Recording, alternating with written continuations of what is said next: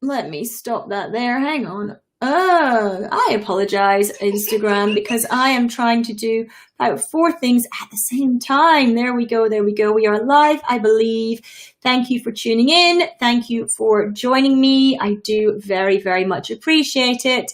Let me just kick everything off. If you're joining on Instagram, do make sure you say hello. If you're joining on any of our channels, do make sure you say hello to me. I am just trying to kick us off on TikTok as well. So bear with me just 1 second. Do give me a hello in the comments though. Let me know that you are here so that I can chat to you as well, because I would love to know that you are here with me wherever you are tuning in from today. Hey Joshua, thank you for the hello. Hey Xris2K, thank you for the hellos there. Hello Harry, hello Peak your Pinterest VA. Thank you everyone who's tuning in. Hey D Harmesh, thank you for joining me today. I appreciate it. Whichever channel, like I say, you are tuning into, thank you for joining me today. This is AMs with Annette, 11 AMs, Monday to Thursday. We've slightly changed, not every single weekday now. Monday to Thursday at 11 AMs is when I am live with AMs with Annette. And I cover off your UK business update on these sessions. So got a few bits to go through today, a few points that I want to go through, so I am going to dive right in. UK public debt has now exceeded 100% of GDP for the first time since 1963. The gross central government debt has exceeded £2 trillion. And the UK faces an annual 5% deficit by 2024, according to economists. The deficit has been caused in 2 ways. Of course, all the money that is being paid out at the moment to support coronavirus for individuals, for businesses. But also there's, of course, been a decrease in tax revenue as well, with deferment of certain taxes allowed to. And then, of course, some businesses just have stopped paying their tax bills because they are holding on to cash at this point in time to try and save themselves. So both things meaning that we are seeing a UK public debt increase of 100%, or exceeding rather 100% of GDP. As I say, the first time since 1963 that we have seen that as well. And we are also seeing that mortgage lenders are seeking to limit their risks of lending ahead of withdrawal of furlough in the autumn, and the loan to value has decreased typically to 85% from many mortgages offering 95% previously. I just got something in my eye as well, so let me just sort myself out there. Apologies for that. Feels like I have an eyelash or something in my eye there.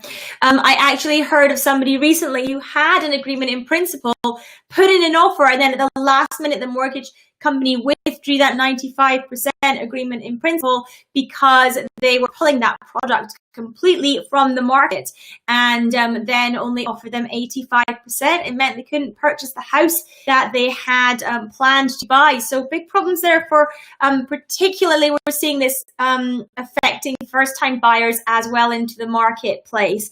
So a problem there with that. Hamilton's Ferry, thank you for joining me on Instagram. I do appreciate it. Thank you so much for tuning in with me today. And Sunshine, thank you for joining me. Mickey, thank you for joining me. Tom, thank you for tuning in. I'm not seeing my TikTok feed properly, so things are kind of coming and going. So apologies if you are joining me there and you have said hello and I've missed that. The feed is being a bit strange on my phone today, so apologies for that. Enots, thank you for joining me as well. I do appreciate it, whichever channel you are on. This is AMs with Annette, your UK business update. We are seeing that retail sales rebounded more than expected in May. The volume of retail sales rose 12% in May with the reopening of household goods stores plus strong demand for online buying. However, those gains were less than the 18% April contraction. So retail still having some issues, of course. In England, retail premises are now reopened. All retail can now reopen in England and Northern Ireland, and has done so. And we've seen a little bit of pent up demand coming through from that as well. But the question is, will that hold out for retailers, or will it disappear down again? I also read an article today around, usually we have this term FOMO, fear of missing out, but this term was FOGO, fear of going out, and whether that actually exists for many people when it comes to going back into retail premises. I know personally, for me, I would feel a bit nervous about that. So, our retailers are possibly experiencing the same thing. If you are a bricks and mortar retailer in England or Northern Ireland, and you have reopened, I would love to know what your feeling is around that. If you are finding that people are nervous to come in to your premises or not, I would love to know your views on that, how you feel on that as well at this point in time. Be more empathetic. Thank you for tuning in. MTO NGs, maybe I pronounced that. Thank you for tuning in with me today. I really appreciate everyone who is tuning in with us live. Of course, if you are catching the replay, if you're catching up, do give me a hashtag replay in the comments and let me know you are here as well. I always like to come back and say hello to our replay viewers. So do let me know if that is you as well. Studies are showing that 2/3 of people are not comfortable commuting on public transport any longer, and 35% are worried about going back to a traditional office, that it will harm both their mental health and their productivity. And this is not just relevant for big businesses, by the way. Small businesses that have offices, small business owners that are running office space need to also pay attention to this as well, because this is also relevant for your own staff. I know of a number of business owners now who have decided that actually they are not going to reopen their offices going forward. They have found that working from home is working for the vast majority of their staff and for them, and they're managing to communicate with online communication tools such as Zoom, Slack, and all those kinds of things. So not just relevant for big businesses, about individuals being worried going back into a traditional office setting. 57% of those interviewed said they don't want to return to a normal office environment with normal office hours. And 45% of business leaders see the working environment changing for the better.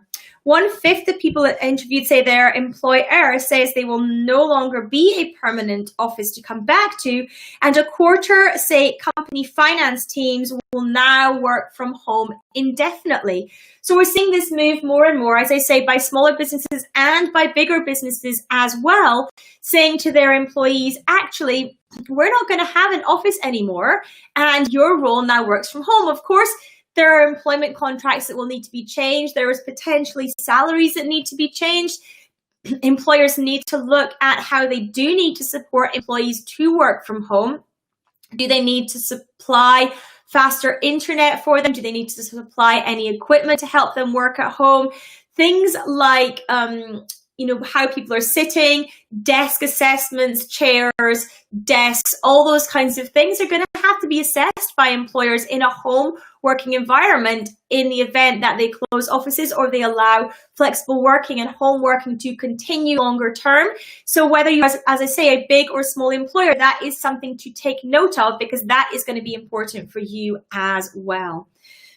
We're hearing that there is fear that the employment tribunal system will be unable to cope with a surge of new claims. This is something that I have been speaking about for a number of months now, is that we can probably expect that there are going to be employment tribunal claims as a result of this time period. For example, who did an employer choose to furlough or not furlough? Has there been any discrimination used there by employers in choosing those individuals? And also when it comes to, of course, we are hearing a lot of companies announcing redundancies in very large numbers, and therefore have the proper processes being taken for redundancies. Again, are the redundancy processes free of discriminatory practices? And as I say, the legal legal profession is very worried that the employment tribunal system is going to become incredibly overloaded as a result of decisions employers are making during this time period as well. Any questions that you have on this, by the way, please do let me know in the comments. This is your UK business update, AMs with Annette. So any questions that you have on business, the economy, the banks, support available, any of those kinds of things, do make sure you ask me in the comments. I'm happy to answer those. Luke, thank you for tuning in. I do appreciate it. PNPM Limited, thank you for joining me as well. I do appreciate you tuning in. So the UK government is going to be tightening takeover laws to ensure that British businesses critical in tackling the coronavirus pandemic are less susceptible to hostile foreign takeovers owing to the economic downturn.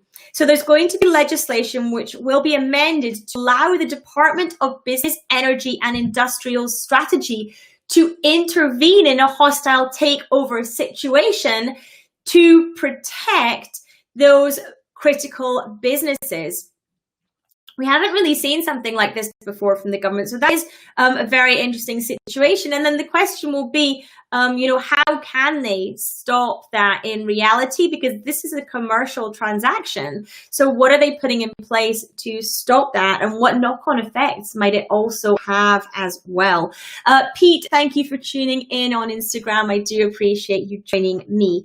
Landlords are braced to receive as little as 10% of their quarterly rent that they are owed on the 24th of June. That is to pay the 3 months forward to the end of September. So again, this is something that we've been hearing about coming down the line for many, many months. And of course, the date is nearly here. And we haven't had any introduction of anything like rent furlough, which was discussed a number of months ago as a potential way to avoid such massive decreases in rent repayments for landlords. Now, remember that landlords are also running businesses, and therefore, if they get no rents, they have no revenue either.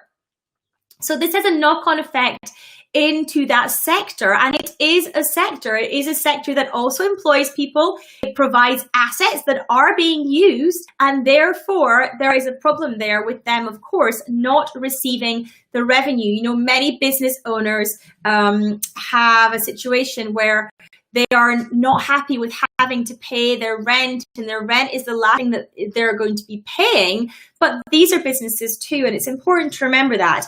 The Travel Lodge's landlords have just voted their approval for proposals to restructure leases, and Travel Lodge has been moving into a CVA, Creditors Voluntary Arrangement, which is a part in the liquidation process as well, where the company can potentially restructure and then come back. So Travel Lodge is currently in that position now, and they have been negotiating with their landlords to change how their rents are done. They are moving from quarterly to monthly rent, for example, with that. And we're hearing quite a few landlords moving to that situation as well, where they're accepting monthly rents rather than quarterly for commercial rents. It's very typical that commercial rents are done on a quarterly basis rather than a monthly basis.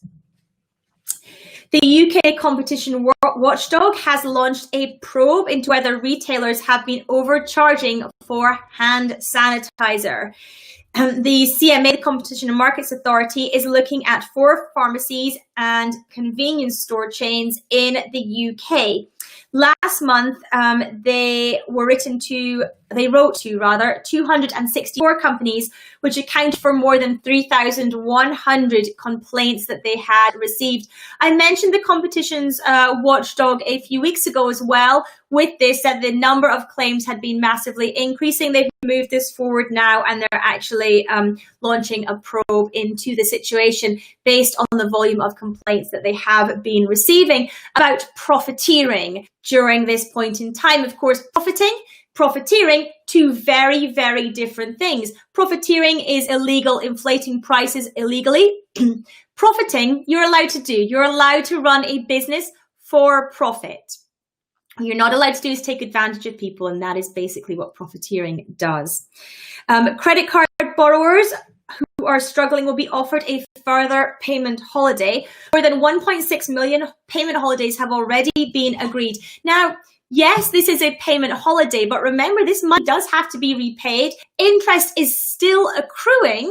It's just that you are not going to be required to make a minimum payment if you get a credit card payment holiday. But your balance will still be increasing because the minimums are not being met, and the interest is still accruing. So please, if you are asking for a credit card payment holiday, bear this in mind, that you're going to have to be paying back more as well. Thank you for everyone who's joining me. Kay and Hog is saying, is tax evasion worth it legally?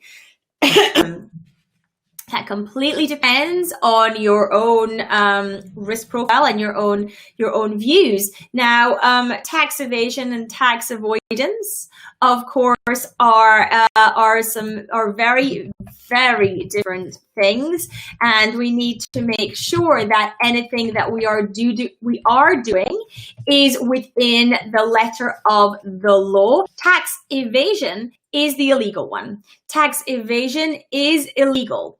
That is breaking the tax laws and evading tax, and you are subject to criminal charges if you are involved in tax evasion. Tax avoidance is legally structuring your tax so that you pay as little tax as possible under the legislation. Now, with all this stuff that's going on and everything that the government has spoken about, we are expecting some tax avoidance loopholes to be closed, some more tax avoidance loopholes to be closed. That is something that the government does work on, is looking at those loopholes and seeing whether it is worth closing those. And we were potentially going to see some more of that happening, Kay and Hog.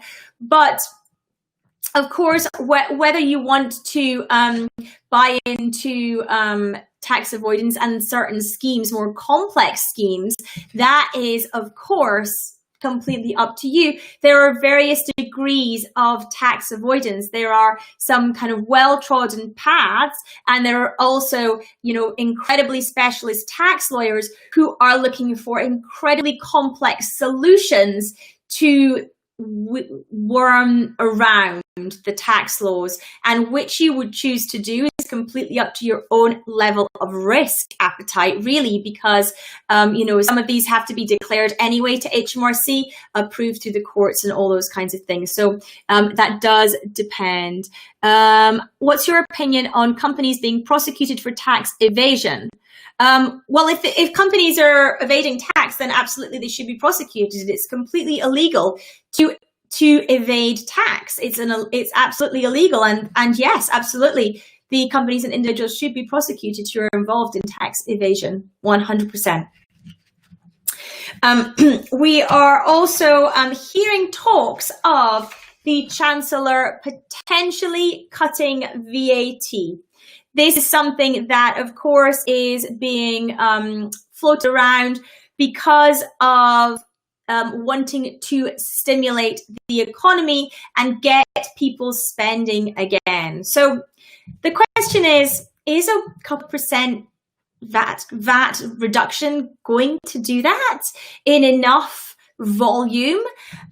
Difficult to know. Of course, another problem with cutting VAT is we're burdening more administration on to small businesses in particular, who are already struggling under the weight of what they are coping with. If the VAT percentage is changed, businesses are going to have to alter their prices, they're going to have to change their systems, and that is going to, as I say, put more pressure and add an additional admin burden onto small businesses who are already struggling to cope with everything that is happening at the moment. So I can completely understand the thought process around cutting VAT, but in practice, would it actually get more people spending, as I say, a couple of percentage decrease? Unsure whether that's going to have a huge effect on individual spending. And then, of course, the increased burden on big and small businesses to then put this into place as well may cause issues at the same time. There's also, of course, talks of tax rises in the future, but we expect that will be delayed until at least the autumn budget, if not beyond. We've got ministers in the government who are saying we should be looking at this as if it is a wartime debt and therefore not being expected to recoup it all quickly through tax rises. And therefore, it remains to be seen how that will be dealt with in the autumn budget as well. So thank you everyone for tuning in. I do appreciate it. I appreciate your questions as well. Thank you so much for joining me. I do appreciate it. This is AMs with Annette. This is your UK business update.